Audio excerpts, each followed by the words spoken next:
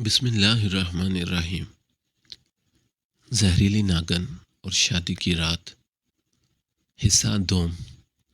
اس گھر میں سب کچھ ہی عجیب تھا۔ اس نے ہمیشہ دیکھا تھا جب بھی مریم کہیں جاتی ابو سے اجازت لیتی اور بھائی بلا چوں چراں حکم بجا لاتے، اور ابو کے بعد چھوٹی بھابیاں مریم کو بتاتی اور کس کی جرت کے انکار کرے۔ مریم نے ہمیشہ بڑوں کی عزت کرنا سکھایا اور وہ عزت اس نے شہریار کی ماں کو دی تھی، مگر یہ کوشش اس کے گلے پڑ رہی تھی۔ وہ جب بھی ساس سے کچھ کہتی اس کا رویہ یوں ہی ہوتا، پر اب وہ کھل کے بول گیا تھا۔ اس صورتحال میں اس کا جانا قطعی مناسب نہیں تھا۔ ساری خوشی خاک ہو گئی۔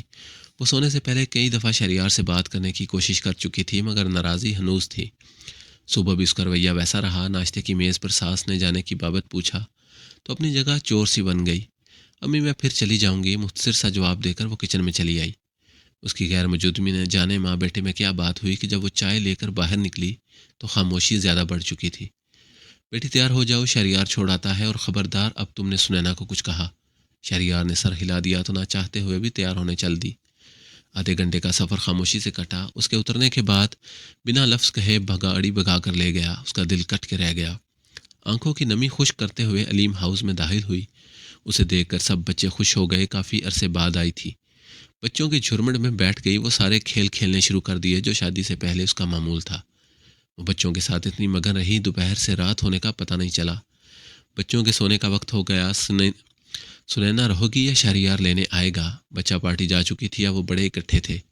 خشک میوجات کی ٹرے باری باری سب کے پاس جا رہی تھی۔ وہ کاؤچ پر ہیٹر کے سامنے بیٹھی تھی جب بھائی جان نے شہریار کے متعلق پوچھا۔ بھائی جان آج تو ممکن نہیں ان کا آنا، کیونکہ وہ کچھ مصروف تھے۔ میں فون پہ بات کر کے کنفرم کر لوں گی۔ وہ کئی دفعہ شہریار کو کال کر چکی تھی، مگر کال نہیں اٹھائی گئی اور اب تو نمبر بند جا رہا تھا۔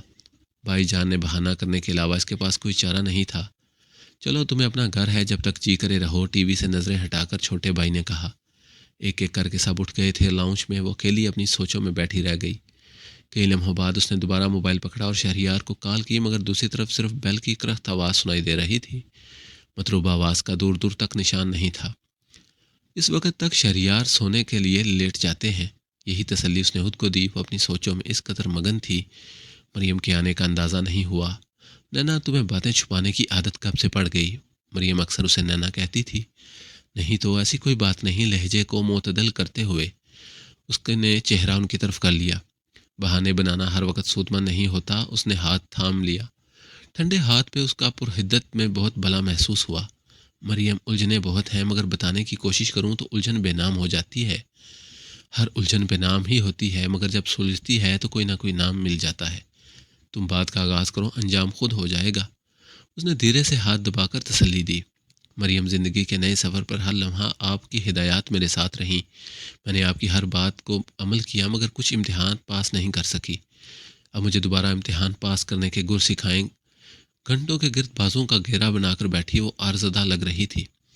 مریم زندگی کے نئے سفر پر ہر لمحہ آپ کی ہدایات میرے ساتھ ہیں، مگر کچھ امتحان میرے پاس نہیں ہو سکے۔ مجھے اب دوبارہ امتحان پاس کرنے کے گر سکھائیں۔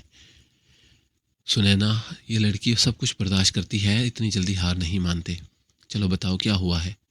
ان کا نرم لہجہ اسے پرسکون کر گیا۔ مریم نے ہر بات میں امی کا مشورہ اہم سمجھا، کیونکہ آپ نے کہا تھا بڑوں کو ان کے مقام سے نیچے نہیں لانا۔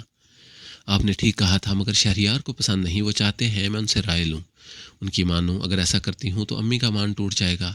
ابھی کچھ دن پہلے مجھے ڈنر سیٹ کی پلیٹ ٹوٹ گئی تو امی کو برا لگا۔ وہ مجھے ڈانٹنے لگی تو شہریار نے مجھے جہیز کے برتن نکالنے کو کہہ دیا تاکہ میں احتیاط سے کام لوں۔ میں نے ایسا نہیں کیا۔ امی سے معافی مانگ لی تو مجھے معلوم ہوا ان کا رد عمل جائز تھا، کیونکہ ان کے خامد کی نشانی تھی۔ آخری نشانیاں تو سنبھالی جاتی ہیں نا، اگر ٹوٹ جائے تو بہت تکلیف ہوتی ہے۔ میں نے ساری بات شہریار کو بتائی تو وہ بگڑ گئے۔ ان کی بات کے بعد کیوں وضاحت مانگنے گئی؟ مگر مریم، اللہ جانتا ہے میں ان کی دل آزاری پر شرمندہ تھی۔ مریم کے ہاتھوں میں ہاتھ دیے وہ بولتی چلی گئی۔ اتنا بڑا مسئلہ نہیں، لوگوں اور رشتوں کو سمجھنے کے لیے وقت درکار ہوتا ہے۔ زیادہ لوگوں کو سمجھنے سے اچھا تم آسان بن جاؤ کہ تمہیں سب سمجھنے لگے۔ مریم کا دھیما لہجہ رات کے سکوت میں ارتعاش پیدا کر رہا تھا۔ مریم، آپ بھی تو بہو تھی، مگر ابا آپ کا کتنا خیال رکھتے تھے۔ ہم سب بہن بھائی آپ کی دل آزاری کا سوچ بھی نہیں سکتے تھے۔ ہمارا ہر معتبر حوالہ آپ ہے۔ اس نے سوالیہ نظروں سے مریم کو دیکھا تو ان کے تاثرات ناقابل فہم تھے۔ زندگی کا نیا سفر کسی کے لیے آسان نہیں ہوتا۔ سمجھو لڑکی ایک طویل سڑک کی مسافر بن جاتی ہے جس کے اختتام سے بھی نابلد ہوتی ہے، کب خطرناک موڑ آ جائیں، کب دشت میں کھو جائے، کب نخلستان میں قدم رکھ دے، کب پہاڑوں کی قید میں پھنس جائے، کب برفیلی چٹانوں میں چنوا دی جائے، اسے علم نہیں ہوتا۔ میں نہیں جانتی تائی کے ساتھ میری امی کی کیا رنجش تھی یا دیورانی جیٹھانی میں کیسا تعلق تھا، مگر وہ رنجشیں میں آج تک بھگت رہی ہوں۔ تایا جان اچھے تھے، ان کے دل میں مجھے اس گھر میں بیاہ لانے کی وجہ کوئی انتقامی کاروبار نہیں تھی، مگر پھر بھی رنجشوں کا قصاص ادا کیا۔ 10 سال میں اس گھر کی کوئی چیز استعمال نہیں کرتی کہ کہیں تائی کی نشانیاں سنبھال نہ پاؤں۔ میں نے پانی بھی پیا تو اپنے گھر سے لائے گلاس میں، مگر اف تک نہیں کی۔ کئی سال ہر رات میں یہ سن کے سوتی تھی کہ تائی کی موت کی ذمہ دار میری ماں تھی۔ مائیں دنیا کے لیے کتنی بھی بری ہوں، مگر بچوں کی جنت ہوتی ہیں۔ کئی سال لگے سنینا مجھے اس مقام پر پہنچنے کے لیے، سب کا اعتماد جیتنے کے لیے۔ میں نے اپنی انا مار دی۔ رشتوں کو بچانا ہو تو سب سے پہلے انا ماری جاتی ہے۔ میں راستے میں بڑا پتھر بنی رہی، لوگوں کی ٹھوکروں نے مجھے پارس بنا دیا۔ اندھیرے لاؤنج میں صرف سنینا کی سسکیاں گونج رہی تھیں، مریم خاموش تھی۔ مریم، ہم سب کو معاف کر دیں، یہ آپ کی خاموش صدائیں ہیں جو آج پلٹ کر مجھ تک آ گئیں۔ آپ کی کھائی ہر ٹھوکر کی زد میں آج میں ہوں۔ پلیز مریم معاف کر دیں۔ وہ ایک دم اٹھ کر مریم کے پاؤں میں بیٹھ گئی۔ اپنے خاندان کا مثالی مجسمہ چھن سے ٹوٹ گیا۔ میں تو جان سے گئی، میری صدائیں تم تک نہیں آئیں پاگل، میری دعائیں آئی ہیں۔ تمہیں وہی راستہ ملا جس کی میں مسافر تھی۔ ایک دفعہ کسی راستے پر سفر کر لے وہ رہنما بن جاتا ہے۔ صبح سویرے تمہارے بھائی کو کہوں گی کہ تمہیں گھر چھوڑائیں۔ شہریار کو ہماری گڑیا کے بغیر تیار ہو کے آفس جانا مشکل لگے گا۔ مریم نے محبت سے اسے گلے لگا لیا۔ بیٹیاں انا کے پرچم تان کر کھڑی اچھی نہیں لگتی، اور اچھی بیٹی چکنی مٹی کی طرح ہوتی ہے، جسے کسی بھی سانچے میں ڈھالو وہ اسی شکل میں ڈھل جائے۔ مریم کی مدم آواز خاموشی میں گونج رہی تھی۔ لاؤنج کے اندھیرے میں کھڑا وجود مطمئن سا واپس مڑ گیا۔ وہ دبے قدموں کمرے میں داخل ہوئی تھی۔ صبح کا وقت اس کے لیے نہایت مشکل ہوتا تھا۔ امی جوڑوں کے درد کے باعث چلنے میں دشواری محسوس کرتی تو پہلے ان کو وضو کروا کر نماز پڑھاتی، پھر ناشتہ کھلا کر کمرے کا رخ کرتی۔ شہریار کو آفس کے لیے اٹھانا جان جوکھوں کا کام تھا، کیونکہ ہلکی سی آہٹ سے شہریار کے پہلو میں سویا 1 سالہ احمد بھی اٹھ جاتا، پھر سنینا 1 منٹ کے لیے بھی نہیں ہل سکتی تھی۔ اس وقت بھی شہریار کی ساری چیزیں سمیٹتے دوسرے کمرے میں آ گئی۔ شہریار کے تیار ہونے تک ناشتہ تیار کر لیا۔ اتنی تیزی سے سب کرتے وہ چکرا کے رہ جاتی۔ کیا افلاطون پیدا کیا ہے تم نے؟ کمرے سے ہی ہجرت پر مجبور کر دیا۔ شہریار روز صحیح ایسے ارشادات نازل فرماتا اور وہ صرف مسکرانے پر اکتفا کرتی۔ اچھا سنو، باجی کچھ دنوں کے لیے رہنے آ رہی ہیں، تم بھی میکے رہنے نہیں گئی؟ امی کے پاس باجی ہوں گی، تم تیاری کر لو، میں رات میں چھوڑ دوں گا۔ ناشتہ کرتے ہوئے شہریار نے اسے کہا، ٹھیک ہے جیسے آپ کی مرضی۔ چائے کپ میں ڈالتے ہوئے اس نے کہا، تم پہلے امی سے پوچھ لینا پھر تیاری کرنا۔ اس نے مدم آواز میں کہا، مگر آواز اتنی ضرور تھی جو نینا کے کانوں تک پہنچ گئی۔ آپ نے کہہ دیا تو کافی ہے نا؟ سنینا نے چائے کا کپ اس کے آگے رکھتے ہوئے کہا، اور اس پر شہریار نے اس کا ہاتھ تھام لیا۔ ادھر بیٹھو، میری بات سنو۔